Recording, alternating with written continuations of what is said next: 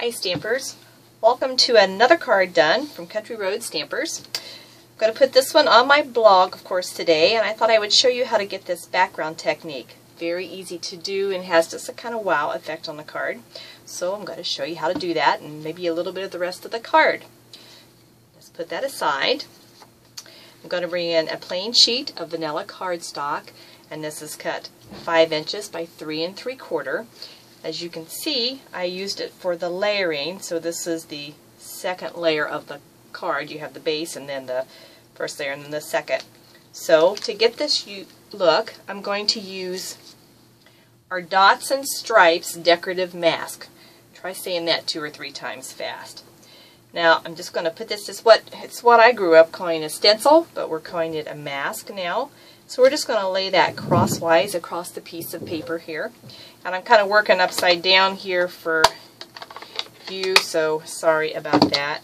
The 2 colors that I'm going to use are Crushed Curry and what did I end up with? Tangelo Twist, that's what I thought. So one of those is one of the in colors.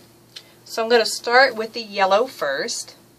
I'm just going to put it on my ink pad, and then I'm just going to go right up.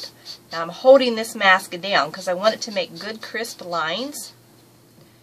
And I'm just going to, don't have to go clear to the end, although you could if you wanted it. I just want it kind of an accent in the middle of my card. So I'm just doing it in little stretches. Then I think one more will be all I'll do. Now if you want this to be very consistent, you can make it that. I kind of like the rough look where it's kind of different shades. Then I'm just going to lift it up and turn it so that I've kind of made an X. Then I'm going to switch and use the Tangelo color. And I'm going to do the same thing again, only I'm going the opposite direction. Just inking it up each time. And it's okay if some of the yellow shows through, that's alright, doesn't really matter for me, although I'm making this pretty dark. I think it's going to be darker than the sample I did.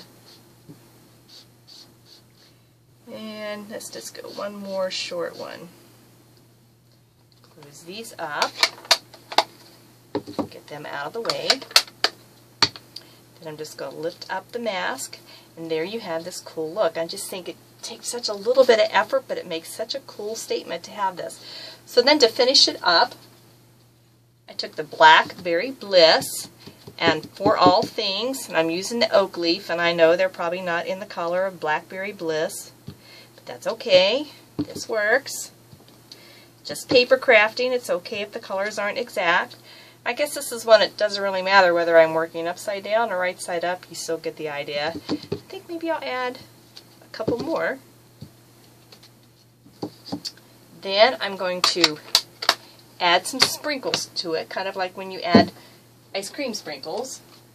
And I'm using Cajun Craze to do this. I don't have one of the new pads in Cajun Craze, but I will soon, because with the sale that we're having this week, I'm going to get me a new Cajun Craze stamp pad because they work so much better with the photo polymer stamps.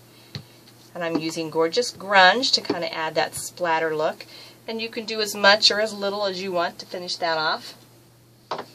And then on this card, I used Merry Everything, which I have been using a lot. I'll be using some more of these in the upcoming weeks, which has a matching punch. So I'm just going to stamp this greeting using again the Cajun Craze. I'm better doing this upside down. Okay. Then the matching punch just slides right up there to have it finished.